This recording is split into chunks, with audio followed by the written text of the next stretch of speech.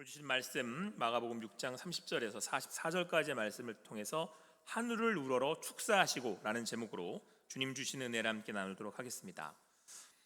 오늘 말씀은 제자들이 예수님께 나와서 자기의 행한 것과 가르친 것을 고했다 이렇게 말씀하고 있습니다. 그러니까 제자들이 예수님의 보내심을 받아서 각 고을에 가서 또 사역들을 감당하고 또 순종하고 돌아오는 그런 길이었다라는 것을 알 수 있습니다. 그리고는 예수님께 이것저것을 낱낱이 구했습니다. 그랬더니 예수님께서 그것을 다 들으시고는 이제 가서 너희가 좀 잠깐 쉬어라 라고 말씀하셨습니다. 이제 한적한 곳에 가서 좀 쉬라는 거죠. 오늘 말씀에서는 오고 가는 사람들이 많아 음식 먹을 겨를조차도 없었다 이렇게 말씀하고 있습니다. 그러니까 예수님과 함께 이렇게 사역들을 감당하면서 사람들이 워낙 많이 오가니까 음식을 먹을 그런 겨를조차도 없었기에 예수님께서 그들에게 명하셔서 이제 한적한 데 가서 쉬라는 거였습니다. 그래서 제자들은 예수님과 더불어서 배를 타고 이제 한적한 곳에 가서 쉴 생각을 했을 겁니다. 그런데 사람들이 어떻게 알았는지 예수의 제자들을 알아보고는 그들이 어딜 가는지 짐작을 했겠죠. 그리고는 도보로 먼저 가서는 거기 가서 제자들과 예수님을 기다린 겁니다. 그들의 그 마음을 보셨던 건지 예수님께서는 그 무리들을 보시고 목자 없는 양같음으로 인해서 불쌍히 여기셨습니다. 그리고는 성경은 이에 여러 가지로 또 그들을 가르치셨다라고 말씀하고 있습니다. 그러니까 쉬러 갔는데 사람들이 많이 모인 걸 보고 예수님께서 그들을 불쌍히 여기셔서 그들에게 또 사역을 시작하신 거예요. 오늘 말씀에 따르면 여러 가지로 가르치셨다라고 말씀을 하고 있는데요, 여기서 말하는 여러 가지는 그냥 말씀 그대로 말씀을 가르치셨다라는 의미도 있고, 그동안 그랬던 것처럼 병자가 나오면 고치시기도 하시고 또 그들에게 맞는 말씀을 주시기도 하시고 이제 그랬던 것으로 보입니다. 여하튼 간에 지금 또 사역이 또 지금 다시 시작이 된 거예요. 저는 이 말씀을 이렇게 생각하면서 묵상하면서 처음에 딱 드는 마음은 제자들은 지금 어떤 마음일까라는 생각이 들었어요. 지금 제자들은 한적한 곳에 온 이유가 뭡니까? 뭐 하러 왔죠? 쉬러 왔어요. 근데 다시 지금 일이 시작된 거예요. 이거는 조금 오늘 주제하고 조금 벗어나는 그런 말씀이기는 합니다만, 예수님을 보는 제자들의 마음이 조금 섭섭했을지 아니면 어땠을지라는 생각은 드는데, 근데 제가 말씀을 묵상하면서 제가 드는 생각은 어떤 마음이었냐면, 우리 옛말에 그 물 들어올 때 뭐하라 그러죠? 노저라고. 인생이 그런 것 같아요, 여러분. 물론 쉴 때가 있지만 우리네 인생이 우리에게 하나님이 쓰시겠다고 할 때 그때 쓰임 받는 게 은혜 아닌가? 라는 그런 생각을 했습니다. 여하튼 제자들의 마음으로는 조금 섭섭했을 것 같아요. 왜 그러느냐? 어떻게 알 수 있느냐? 때가 이제 저물어 갔습니다. 어느덧 식사를 해야 할 때가 된 것 같습니다. 그래서 제자들이 나왔어요. 그런데 제자들이 예수님께 이렇게 이야기합니다. 예수님, 여기는 빈들입니다. 날도 저물었습니다. 빈들이라는 얘기는 여기가 광야라는 얘기예요. 아무것도 없다라는 말입니다. 사람이 살 수 없는 곳입니다. 그러니까 예수님, 사람들을 보내서 두루 촌과 마을로 가게 하셔서 좀 뭘 먹게 하시죠. 사 먹게 하시죠 라고 했습니다. 그리고는 그랬더니 예수님께서 그 제자들에게 말씀하시기를 너희가 먹을 것을 좀 줘, 이렇게 말씀하시는 겁니다. 그랬더니 제자들의 대답이 이거예요. 뭐라고 얘기했습니까? 우리가 가서 200데나리온의 떡을 사다 먹이리까. 여러분, 이 말씀이 제가 이렇게 하면 되죠, 이렇게 하겠습니다 라고 하는 말씀이 아닙니다. 여러분, 200데나리온이라고 하는 돈은 얼마냐? 한 데나리온이 하루 품삯이에요. 일을 하고 받는. 그러니까 200데나리온이라고 하니까 우리나라 돈으로 환산하려고 하루 품삯 뭐 적게 10만 원만 잡아볼게요. 그러자고 하면 200데나리온은 얼마가 됩니까? 우리나라 돈으로 2천 정도가 되죠. 근데 좀 더 잡으면 3천까지도 생각할 수 있어요. 그러니까 이 제자들의 이 말은 뭐냐면 지금 이 돈이 어디 있어요? 그런 얘기예요. 그리고 이렇게 예수님께 질문하는 이유는 예수님 답답하십니다. 사람이 이렇게 많은데 이 사람을 다 먹일 돈이 또 없거니와 도대체 어떻게 하자는 말씀입니까? 라고 하는 그런 속내를 드러내는 말씀이라는 이야기라는 거죠. 그러니까 여기서 이제 우리는 알 수 있죠. 추측해 볼 수 있어요. 제자들이 열심히 일을 하다가 지금 쉬러 왔는데, 아니 쉬라고 해놓으시고는 또 갑자기 사역을 시작을 하셨어요. 그러니까 이 제자들 입장에서는 좀 마음이 안 좋았겠죠. 그런데 또 때가 돼서 이제 밥 먹을 때가 돼서 보내라고 이렇게 예수님한테 말씀을 드렸더니 예수님이 뭐라 그런 거예요? 니들이 먹여, 니들이 먹을 걸 좀 줘. 이 말에 지금 제자들이 더 이제 화가 났을 겁니다. 근데 차마 뭐라고 말씀드릴 수는 없고 돌려 속된 말로 예수님을 깐 거예요. 200데나리온 가지고 떡을 저희가 사 먹이겠습니까? 이렇게 얘기를 한 거죠. 이쯤 되면 우리는 이제 보통 눈치를 채고 예수님이 아셔야 되는데 우리 예수님이 눈치가 별로 없으시잖아요. 근데 여러분, 제가 이 말씀을 이렇게 묵상을 하면서 제자들과 예수님과 오가는 대화들을 제가 생각을 해보면서 이곳이 지금 어딘가라고 할 때 오늘 성경은 빈들이라고 말씀하고 있습니다. 제자들이 이렇게 말한 이유가 뭐냐면 여기가 빈들이기 때문에 그래요. 빈들은 말씀드린 것처럼 광야입니다. 아무것도 없는 광야예요. 사람들은 살아갈 수 없는 곳입니다. 그래서 제자들은 그들을 보내어 마을로 가서 먹게 하라, 그렇게 예수님께 부탁드린 겁니다. 우리 인생을 살다 보면 이런 빈들의 자리가 있습니다. 나름 열심히 살았어요. 열심히 최선을 다했습니다. 그런데 빈들입니다. 아무것도 없습니다. 아무것도 보이지 않습니다. 이럴 때 우리는 낙심하게 되죠. 낭망하게 됩니다. 오늘 제자들도 이곳에 와서 자기들의 인생에 빈들과 같은 이런 상황에 더 낙심했을지도 모릅니다. 우리가 맥주 감사주의를 보내며 우리의 삶을 돌아봅니다. 자, 그런데 우리의 삶에 가진 게 없는 것 같아요. 남은 게 없는 것 같아요. 빈들이에요. 때로는 광야입니다. 우리 인생에 이런 광야와 빈들의 자리는 있습니다. 이럴 때 예수님께서 우리에게 말씀하시는 거예요. 이렇게 말씀하시는 거예요. 너희가 먹을 것을 주라. 예수님, 먹고 죽을 것도 없습니다. 그것이 우리의 대답일 수 있습니다. 빈들과 같은 인생, 광야 같은 그 자리에서 여러분들은 예수님께 어떻게 말씀하시겠습니까? 자, 그런데 여러분, 예수님께서 참 집요하세요. 아니, 눈치가 있으면 좀 알아보셔야 되는데, 이 빈들의 이 광야에서 우리가 하나님 앞에 기도할 때 하나님 가진 게 없다니까요, 우리가 아무것도 라고 얘기하면 우리 하나님 눈치를 좀 채셔야 할 것 같은데, 예수님께서 이 제자들에게 뭐라고 물으시냐면 뭐라고 말씀하십니까? 뭐라고 하셨어요? 야, 너희한테 떡 몇 개나 있는지 가서 좀 봐라. 우리 예수님 집요하시죠. 제가 제자의 입장이라면 도대체 뭐 하시자는 거야, 이런 생각이 들었을 것 같아요. 그래도 순종하는 마음으로 갔습니다. 가서 알아봤더니 뭐가 있었어요? 떡 5개, 물고기 2마리가 있었습니다. 우리는 이걸 뭐라고 얘기해요? 오병이어라고 얘기를 해요. 이 본문을 제가 접할 때마다 늘 저도 궁금하기도 하고, 많은 목사님들이 또 여러분들이 이 본문을 접할 때마다 질문을 갖는 게 이거예요. 왜 예수님이 이 오병이어에 이렇게 집착하시냐는 거예요. 자, 제가 질문 하나를 해보겠습니다. 여러분들은 이미 말씀의 결과를 다 아시잖아요.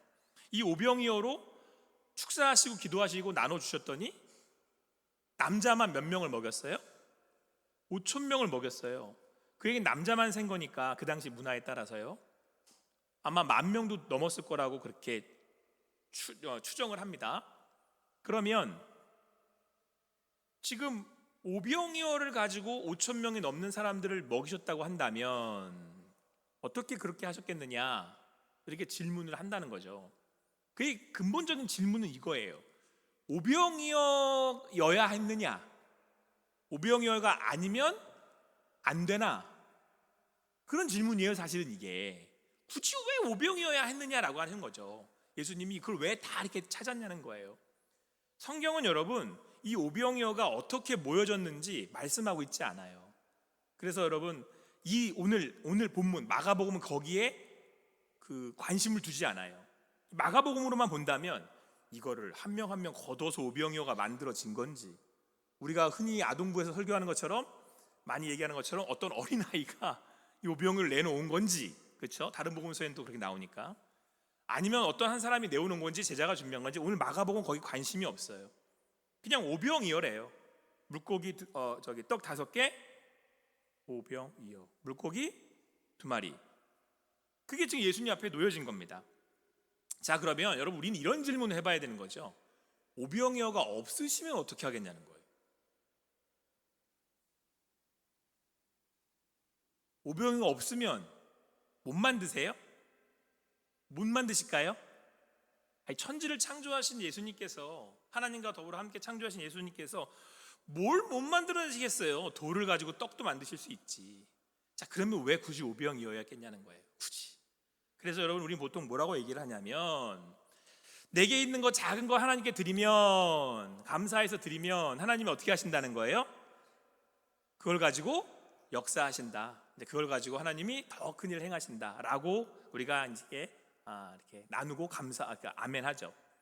이 말씀에 또 저도 동감합니다. 아무쪼록 여러분 오늘 맥주 감사절을 보내면서 우리에게 주신 것, 내게 있는 거 하나님이 주신 줄 알고 감사하시는 여러분과 제가 되기를 간절히 소망합니다. 그때 하나님께서 그것을 통해 일하실 줄 믿습니다. 자, 그런데 여러분 오늘 여기에 사실은 제자들과 예수님의 차이가 있고, 예수님이 오병이어를 달라고 하신 의도가 여기에 있습니다. 오늘 지금 제자들이 있는 이곳은 빈들 광야입니다. 탈탈 털어도 오병이어밖에 없는 그런 빈들 광야입니다. 그래서 제자들은 사람들의 손을 바라보고 있습니다. 근데 가진 게 없어요. 우리는 아무것도 없는 빈들입니다.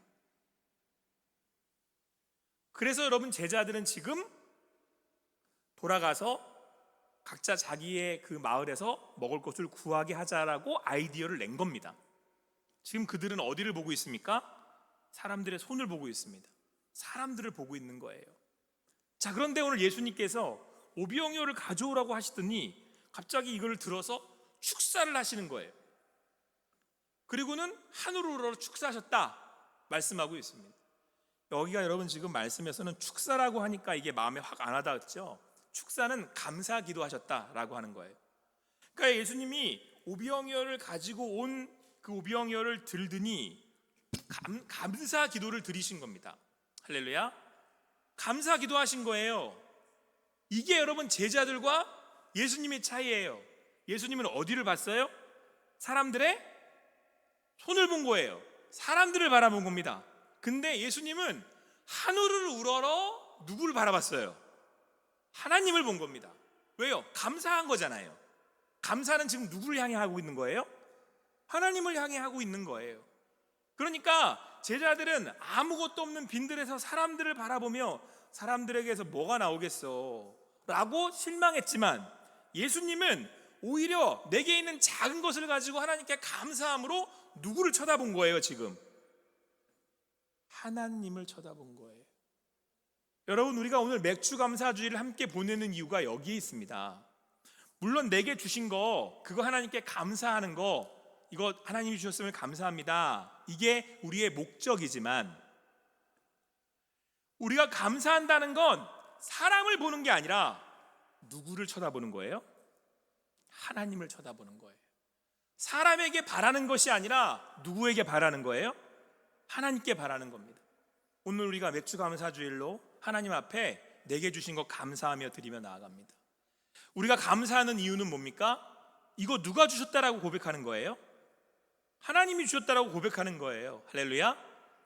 그 말은, 하나님이 주셨다라고 하는 그 믿음의 고백은 나의 삶의 주인이 하나님이신데 하나님이 내게 주셨으니 앞으로도 영원까지 하나님께서 책임지실 줄 믿습니다라는 고백이 같이 들어있는 거예요.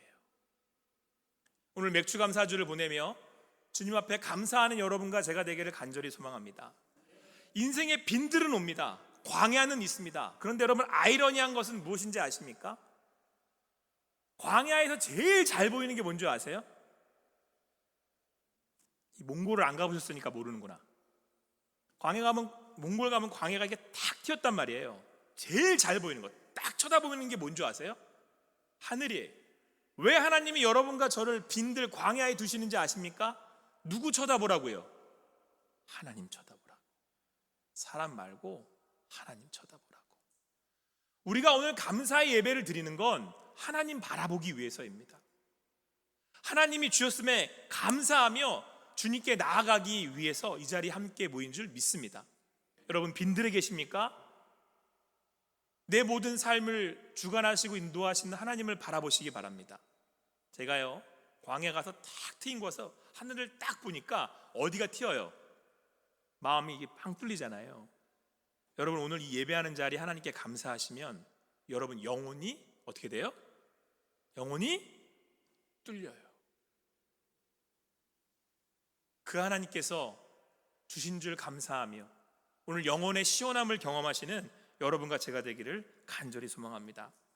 그래요, 여러분, 감사는 하나님이 하셨음을, 하나님이 주셨음을 고백하며 그 주님을 바라보는 시간들입니다. 그래서 여러분, 예수님께서 제자들을 빈들에 두신 겁니다. 그래서 예수님께서 오병이어를 가지고 오라고 하신 겁니다. 이거 하나님이 주셨지. 그러면 이 자리도 누가 먹이실 줄 믿는 거예요? 하나님이 먹이실 줄을 믿는 거예요. 오늘 예수님이요, 달라는 기도를 하시지 않았어요. 여러분, 저는 이 말씀에서 참 이게 은혜가 돼요. 우리는 기브 미 더 뭐 하잖아요. 주님, 기브미 달라 기도하잖아요. 근데 오늘 예수님이 달라고 기도하시지 않았어요. 축사하셨대요. 감사 기도하셨대요. 여러분, 이게 받는 비결입니다. 감사하시기 바랍니다. 더 많이 받으시기 바랍니다. 감사할 때 주님께서 우리에게 행하실 줄 믿습니다. 그런데 여러분, 오늘 예수님이요,